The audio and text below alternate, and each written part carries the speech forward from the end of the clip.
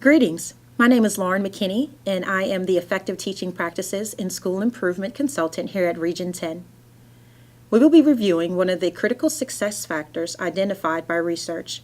This one is called teacher quality.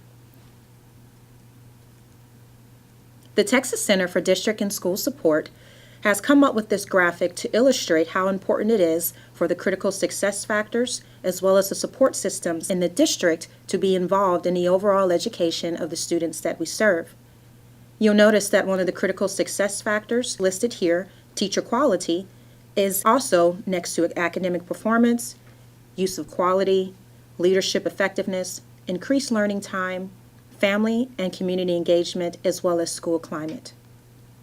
According to No Child Left Behind, under Part A of Title I, states are required to ensure that 100% of all teachers teaching core academic subjects, and those are including English language arts, mathematics, science, foreign languages, civics, and government, as well as economics, art, history, and geography, be highly qualified, that is, demonstrate subject matter expertise, hold state certification, and have a bachelor's degree. One of the resources listed here can be found on the American Institute for Research website. It addresses what qualifications and characteristics define a highly qualified teacher, and what is the equitable distribution clause and how states can comply with the requirement.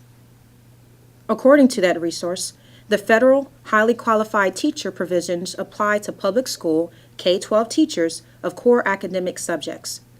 To be considered highly qualified, a teacher must meet the following three requirements: hold at least a bachelor's degree, and a degree must be obtained at an accredited university of higher education, as well as obtain full state certification either through a traditional or alternative route. Teachers who have certification or licensure requirements waived on an emergency, temporary, and provisional basis are not considered highly qualified.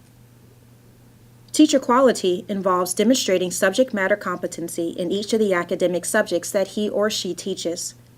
The competency may be demonstrated in a number of ways depending on whether the teacher is new to the profession, an experienced teacher, or a special education or rural teacher. For charter and private school teachers, the requirements are applied somewhat differently. Charter school teachers must have an undergraduate degree and demonstrate competence in the subject area they teach. However, they are not required to be fully certified by the state. The decision about whether to require charter school teachers to obtain full certification is left to the state, as it was before Nickleby. Similarly, regulations regarding private schools are also left to the states. Now let's review some national resources at your disposal. The first is the American Institute for Research website. They have a plethora of materials here for you to utilize, and the vast majority of these are actually free. Their website is goal.learningpoint.org. The next website is the National Council for Accreditation of Teacher Education, also known as NCATE. The National Council on Teacher Quality website also has several free resources for you to review.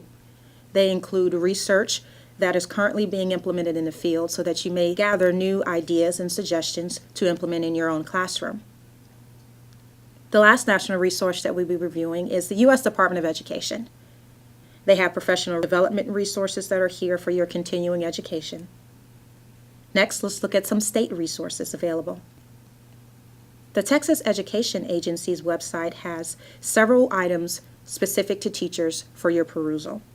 One section, called the Best Practices Clearinghouse, is very beneficial in that it offers resources for college and career readiness, dropout prevention and recovery, as well as strategies to work with English language learners, instruction and school improvement in general, math, science, reading, language, literacy, and other resources to make you the most effective teacher you can be.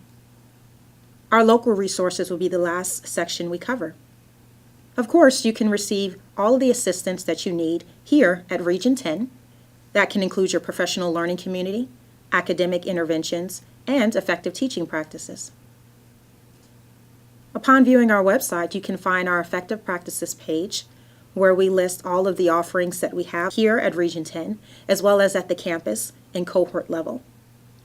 Throughout the school year, we invite you to visit the Effective Practices page, where you can see a list of the professional development opportunities available to you. These are the current sessions that we have upcoming for the summer of 2013. The final piece that I would like to review with you is a teacher quality continuum. All educators, whether they're administrators, classroom teachers, or paraprofessionals, should make sure that we stay on this continuum at all times in order to best serve the needs of the students that we have.